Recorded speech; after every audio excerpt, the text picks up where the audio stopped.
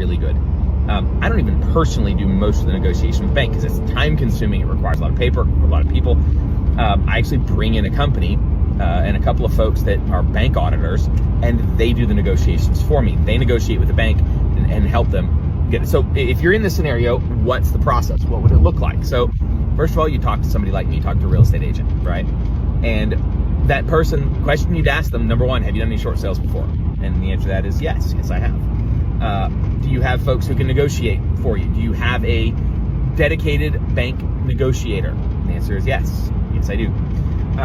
If the answer to either of those is no, you need to go find a different agent. And that's not saying that there aren't great agents out there. There are plenty of good ones, and some of them have, especially if they were around back in like 2008, they have tons of experience dealing with short sales, or they might, but not necessarily. So make sure you ask.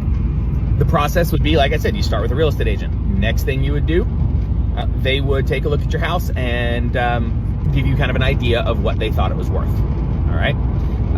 We would involve the bank negotiators. They would have you fill out a loss mitigation packet. Hey, Chavis, I already did that. Okay, I've been trying to work with the bank on this already. Great. So your loss mit packet's already done. Okay, you might need to update it. You might need to fill out some additional forms, but we will basically get the folks to agree that, okay, yes, they are willing to consider a short sale. Great. So what's next? Well, next thing, we find somebody who wants to buy it. Well, Chavis, I got somebody, or maybe you don't. Let's say you do. All right, great, wonderful. Have them put in an offer. I promise you the house is still going to have to be on the market, and that offer is going to have to be contingent on the bank accepting it. Okay, in other words, bank's got to agree to it. Now, so you say it's got to go on the market? Oh yeah.